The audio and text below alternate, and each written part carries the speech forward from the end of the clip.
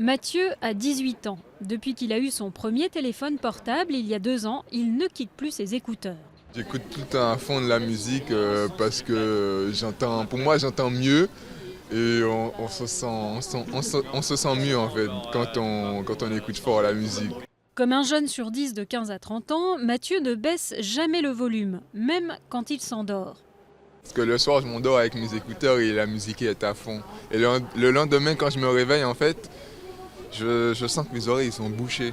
Avec la multiplication de l'écoute au casque de tablettes, smartphones ou autres jeux vidéo, plus de 3/4 des jeunes ont déjà ressenti des troubles auditifs. Les symptômes ne trompent pas.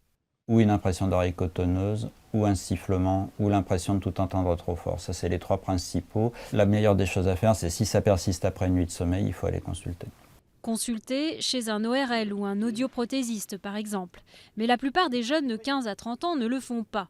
Or, si elles ne sont pas traitées rapidement, les lésions auditives sont souvent irrémédiables. Malheureusement, on n'a pas aujourd'hui de techniques qui permettent, médicamenteuses en particulier, qui permettent au système de retrouver son état initial. Donc si une lésion est constituée, elle va persister.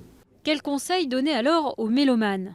Tout est une question de bon sens. Premier conseil, c'est de faire des pauses régulières, une pause toutes les 45 minutes, 10 minutes par exemple toutes les 45 minutes, histoire d'aérer, donc d'éviter d'écouter en continu toute la journée, d'éviter de monter le son trop au-dessus du seuil d'avertissement que donne le baladeur, et d'éviter d'écouter trop fort, trop souvent et trop longtemps. Paradoxalement, la plupart des jeunes qui abusent des décibels sont conscients des risques, mais ils assument. Être sourd à 40 ans, quand on en a 20, ça paraît bien loin.